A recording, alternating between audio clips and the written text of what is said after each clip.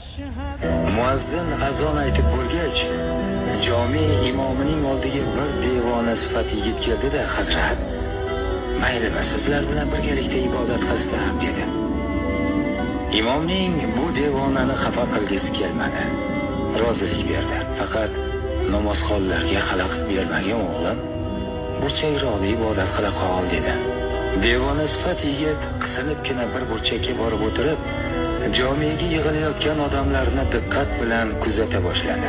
Namozxonlarga oldiniga havas bilan tikilayotgan yigitning avzoyi birdan o'zgara bordi. Endi u har bir kishiga ko'zlarini katta-katta ochib, hayratlanib qarar.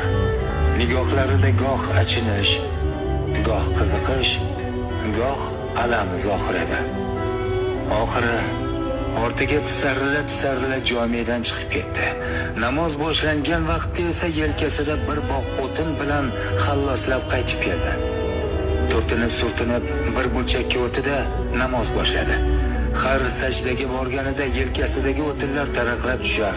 Namozxonlarni rohatsiz etar, atrofda bezovtalik boshlangan edi. Namoz tugadi. Jomedagilar g'ala-g'ovur qilib bir telbani jomega kiritgani uchun imomdan norozi bo'ldilar. Imom nima gapligini tushuna olmay ko'zlarini jovdiratib turgan devona sifat yigitning oldiga kelib, sokinlik bilan tanbeh berdi. "Meni uyaltirding o'g'lim. Jomega o'tin orqalab kelganing nimasi? Bu yer Allohning uyi. Bunda odobsizlik qilish mumkin emas." Yigit uyatdan qizarib ketdi. Ko'zlaridan alam yoshlari quyildi. Yelkasidagi o'tinlarni yerga taraqlatib tashlarkan, axir men sizlarga o'xshamoqchi bo'ldim.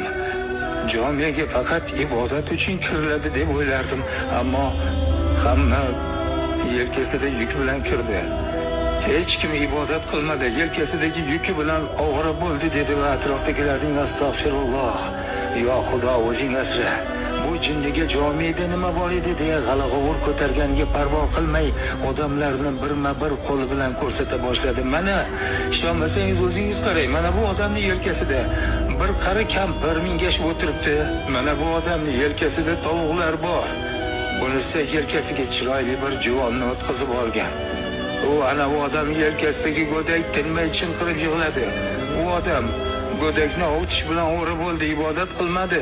Tabiiyki, odamlar u ko'rsatganlarni ko'ra olmadilar. Jumladan imom ham.